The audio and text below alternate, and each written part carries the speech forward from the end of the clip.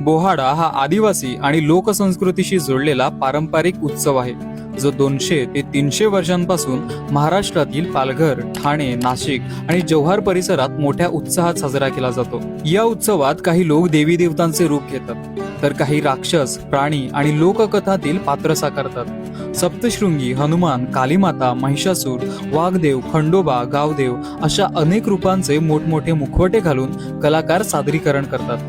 अनेक ठिकाणी देवी देवता राक्षसांचा पराभव करतानाचं सादरीकरण केलं जातं, जे वाईटावर चांगल्याचा विजय दाखवतं. आणि विशेष म्हणजे देवाचं पात्र साकारणारे काही लोक आधीपासून तयारी करतात. काही ठिकाणी उपवास, सात्विक जेवण आणि स्वतःला शुद्ध ठेवणं यालाही महत्त्व दिलं जातं, कारण त्यांच्यासाठी हे फक्त एक सादरीकरण नसतं, तर ती श्रद्धा असते, एक जबाबदारी असते. आणि म्हणूनच इथे फक्त मुखवटे घालून नृत्य केलं जात नाही, तर इथे पात्र जगली जातात. लोकांची या उत्सवावर प्रचंड श्रद्धा असते. अनेक जण नवस बोलतात. या अनुभवासाठी लोक दुरून दुरून येतात. आणि जेव्हा बोहाडा सुरू होतो ना, तेव्हा पूर्ण वातावरणच भारावून जातं. तो ढोलांचा आवाज, धुरानं भरलेलं संपूर्ण गाव, प्रचंड गर्दी आणि तासन तास चालणारं नृत्य. आता काही लोक याला अंधश्रद्धेशी जोडतील, पण अनेकांसाठी बोहाडा म्हणजे श्रद्धा, संस्कृती आणि परंपरेशी जोडलेली भावना आहे.